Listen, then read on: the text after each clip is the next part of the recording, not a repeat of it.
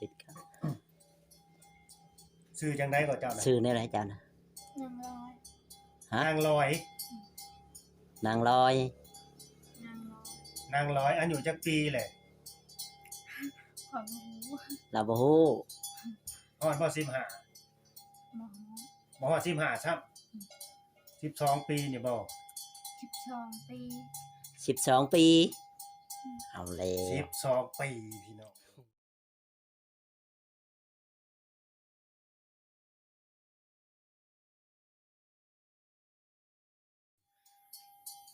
เห็นได้ยังเจอกับผัวเจ้านะ โอ้สังกะสีนี่เอามาแต่ไสเนาะ จาก ใส่แบบมีการช่วยเหลือเข้ามาบ่เนี่ย เอามาไฟเอามาให้สังกะสี ของอ้าย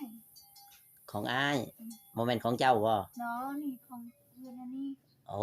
เพิ่นมาพากไว้ อืม ของเขาได้บ่แม่นของเรา โดยอันนี้เฮือนจะบ่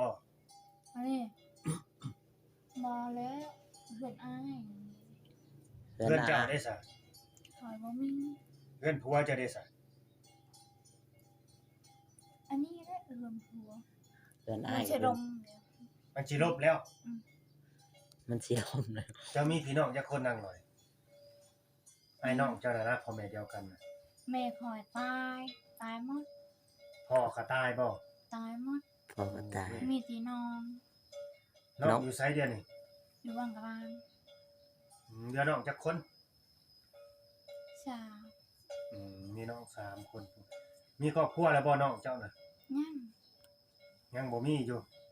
เขาอยู่นำไผซะ อยู่นำพร้อมอีกนั่นแหละ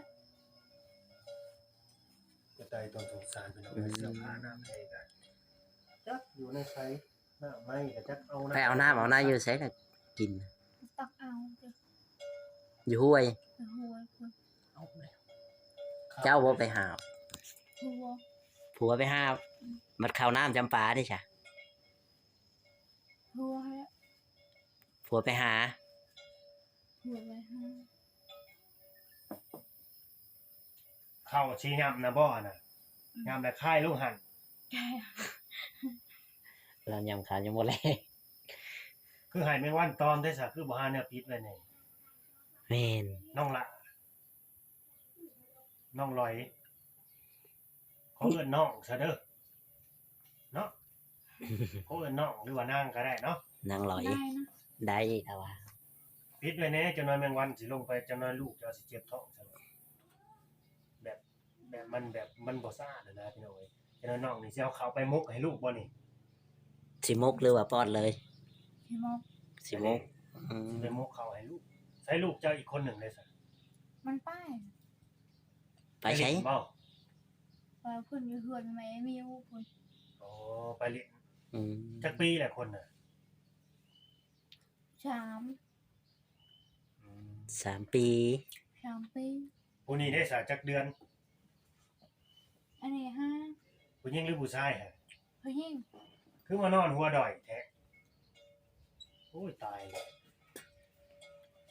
เรายำข้าวให้ลูกแล้วพี่น้องเอ้ย บ่ปกติเด็กน้อยเขาบ่ให้นอนหัวดอยแบบนี้นะ เราผูกไปอยู่ในนี้ มันต้องให้หัวนี่ คือมี2ห้องพอได้แน่นอน บัดให้นอนหัวดอยลง หึ เลือดมันก็สิไหลขึ้นสมอง เจ้านอนพี่บ่ หมอ อันนั้นไฟจะนอน เป็นตาสั่งอยู่เด็กน้อยนะ อันนี้ผัว ผัวนอนนี้เจ้านอนนี้ อืม เอ้าบ่ได้นอนนำกัน หมอบ่ได้นอนนำกันนะ เอาเลย อุ้ย เลยพี่น้องเอ้ยเนาะลูกเพิ่นเลยบ่ได้นอนนำกัน มาหาเงินหาคำหาแนวใดนี่ หาเงินหาคำหาได้แล้วพอได้ชื่อยาลูก พอได้ซื้อยาลูก หันเงินสายบ่มีข้าวกินในมันนี้ เขากินก็บ่มี บ่มี เดี๋ยวนี้ก็บ่มีบ่ มีข้าวกิน บ่ได้เฮ็ดหน้าบ่ หน้าบ่มี บ่มีหน้า สิเฮ็ดหน้าได้ไหม นาก็บ่มีห ฮือนกับเฮือนเขาสิล่มเลยพี่น้อง อันนี้สังกะสีอ้าย อันนี้ก็สังกะสีอ้าย มีเฮือนตัวนี้เฮือนตัวนี้ เขามาฝากไว้เขาบ่ได้อยู่เฮือน แม่เขาเอามาให้เจ้าใส่นี่บ่มันหัวบ่ หมออันนี้เองคุณตกแล้วมันมีคนอยู่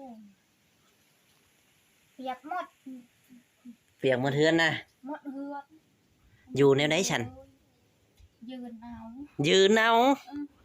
เอา คน เลย เล็กน้อยหันมันแนวมันให้ ลูกแก้วหนาวให้ เสื้อผ้าก็บ่มีบ่ บ่มี เอาเลย บ่มีเสื้อผ้าเพื่อยา เสื้อผ้าก็บ่มีข้าวกินก็บ่มีเฮือนก็หัว เฮือนก็สิล่ม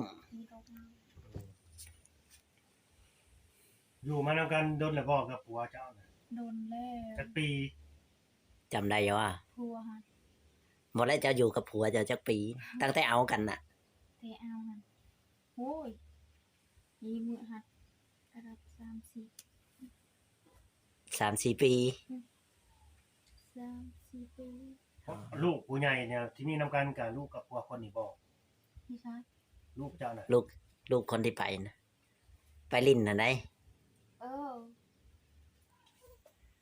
ลูกกับผัวนี่นะ เพื่อพัวนี่แหละ เจ้าก็บ่เคยได้ผัวจะเกาะมาก่อนบ่ บอ อ๋อคนแรกเลย เล็กเลย เฮ็ดเน็ต เจอกันอยู่ไสซั่นน่ะ เจอกันแนวไหนน่ะ ไปดอง ไปดอง ก็เดี๋ยวไปดองคือกันนี่แหละไปลิ้นไปเรียนให้เงินเลยคอยเอา เราให้เงินเจ้า 10,000 เราให้เงิน 10,000 10,000คือให้พอกินขนมเนี่ย แล้วก็มาหาเราเลย อาหารเลย เอาแล้วเอาเงินไทยไปสาว 10,000สาวนำมา เราให้เงิน10,000เจ้าก็มักแล้วซั่นบ่ มากนะคนหารกินแต่เหล้าคนหันเท่าแล้ว ผัวเจ้าน่ะ เท่าแล้ว เราให้เงิน 10,000มักเลย เรากินเหล้าเราเมามาแล้วบ่ให้บ่ตีจะบ่ บอมันหัน บ่ได้ให้เคยตีกันอยู่บ่ บอ บ่เคยเลย เคย แล้วแพงเจ้าบ่ เพ่งพอก็ตายแต่ยังน้อย พอจะ แม่ได้ตายหมดมีพี่น้องมีเพื่อนหัน อ๋อ เรือนหลังใหญ่อยู่บ่ หลังน้อยๆนะคนทุกข์นะมันมีเขาวกิน เพื่อนอยู่พุ่นก็ได้ อืม ช้ำบ่กับนี่นะ บ่น้อยๆ บ่มีคนเขาไปถ่ายบ่ไปช่วยเหลือบ่ บ่มี อืม คนทุกข์ เขาสิให้ หา ถ่ายอยู่บ่ เงินหาคำนี้คือกินข้าวเทอละน้อยไม่สิอิ่มบ่ อ๋อหาเงิน ได้ ซื้อ มีแล้ ให้ ว ลูกนะเอาอุ้มลูกมาดูว่าเป็นหยังหาเด็ก อุ้มน้องเนาะ กินเล็กน้อยจ้ะ ลูก แล้ว หนาวบ่จักหรือว่ามันยุงกัดบ่ นุ่งเสื้อนุ่งทรงให้ลาวอยู่บ่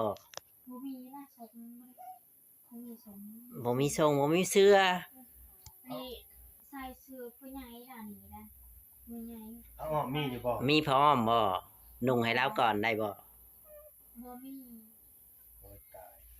บ่มีหยังสักอย่างเลย บ่มีหยังทุกอย่างเลย เอาแล้วปินหน้ามาก่อนฉัน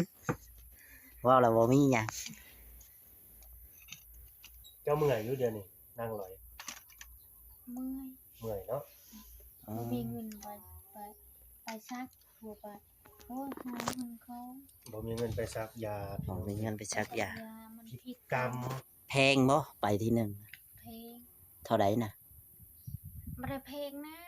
หา2เซน หา200,000 5เซ พิ น ษกรรมบ่มีเงินไปซักยาหาแพทย์หาหมอ